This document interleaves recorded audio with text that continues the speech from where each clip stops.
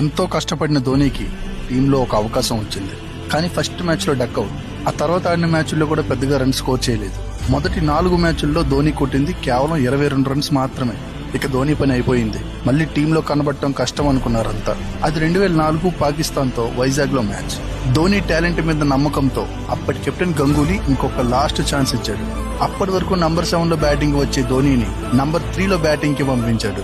తనకి ఇదే చివరి అవకాశం. ఇండియన్ టీంలో తనకి ప్లేస్ ఉండాలంటే ఖచ్చితంగా తానేంటో ప్రూవ్ చేసుకొని తీరాలి. అప్పటి వరకు తను ఎదుర్కొన్న కష్టాలు, బాధలు అన్నిటినీ కసిగా మార్చుకుని బ్యాటింగ్ కి దిగిన ధోని సెంచరీ కొట్టి తన తలరాతనే మార్చేసుకున్నాడు. ఆ మ్యాచ్ లో 123 బాల్స్ లో 148 రన్స్ కొట్టిన ధోని తన స్టామినా ఏంటో మొత్తం క్రికెట్ ప్రపంచానికి తెలిసేలా చేశాడు. పటిష్టమైన పాకిస్తాన్ బౌలింగ్ అటాక్ ని 23 ఏళ్ల ధోని ఓర్చకోత కోసేశాడు. తన పవర్ఫుల్ షాట్స్ తో సెపరేట్ క్రేజ్ ని సంపాదించుకున్నాడు. టీమిండియాలో ధోని స్టార్ ప్లేయర్ గా ఎదగడానికి పునాది పడింది ఈ మ్యాచ్ తో. ధోని ఫ్యాన్స్ ఉంటే తప్పకుండా లైక్ చేసి MSD